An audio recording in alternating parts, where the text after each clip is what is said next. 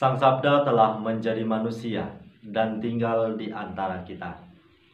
Para sahabat Sabda Hidup yang terkasih, jumpa kembali bersama saya, Frater Jimmy, dalam permenungan hari ini.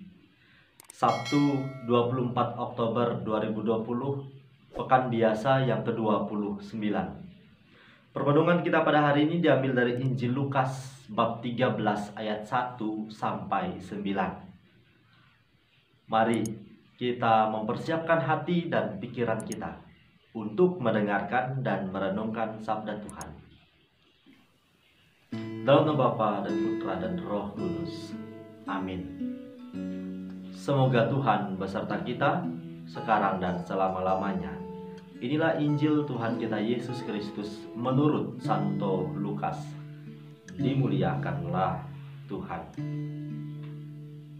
Pada waktu itu beberapa orang datang kepada Yesus dan membawa kabar tentang orang-orang Galilea yang dibunuh Pilatus sehingga darah mereka tercampur dengan darah kurban yang mereka persembahkan.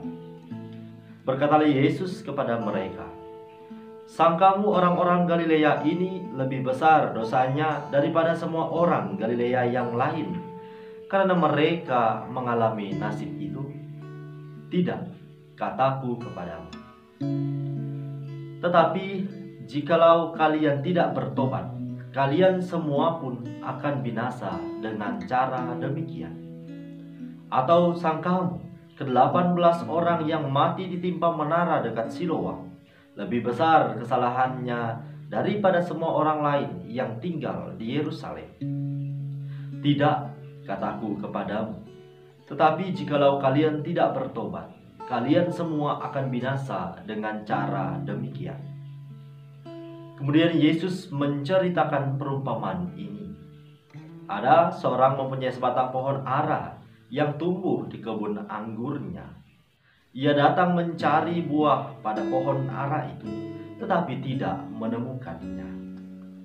Maka berkatalah ia kepada pengurus kebun anggur itu, "Sudah 3 tahun aku datang mencari buah pada pohon ara itu, namun tidak pernah menemukannya. Sebab itu, tebanglah pohon ini. Untuk apa pohon itu hidup di tanah ini dengan percuma?" Pengurus kebun anggur itu menjawab, "Tuan, biarkanlah pohon ini tumbuh selama 1 tahun ini lagi. Aku akan mencangkul tanah sekelilingnya dan memberi pupuk kepadanya. Mungkin tahun depan akan berbuah. Jika tidak, tebanglah."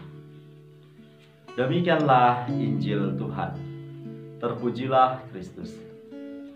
Para sahabat Sabda Hidup yang terkasih, dimanapun Anda berada, salam sehat dan sukacita untuk kita semua. Melalui bacaan suci pada hari ini, terutama bacaan Injil yang baru saja kita dengar tadi, Yesus menyerukan, Yesus mengajak kita untuk senantiasa berani, mau, dan mampu untuk masuk ke dalam pertobatan yang sejati. Sekurang-kurangnya dalam bacaan Injil tadi kita menemukan 2 kali Yesus menekankan soal pertobatan. Pertobatan ialah syarat yang paling mutlak bagi kita untuk tidak mengalami kebinasaan hidup. Atau sederhananya bahwa pertobatan menjadi syarat yang paling mutlak bagi kita semua untuk memperoleh kehidupan, keselamatan yang kekal. Para sahabat Sabda Hidup yang terkasih, dalam bacaan suci pada hari ini diperlihatkan kepada kita kemurahan hati Allah.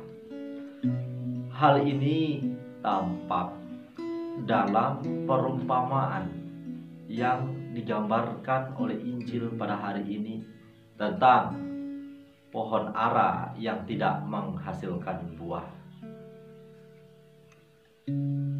Sang tuan empunya kebun anggur itu ketika melihat pohon ara yang tumbuh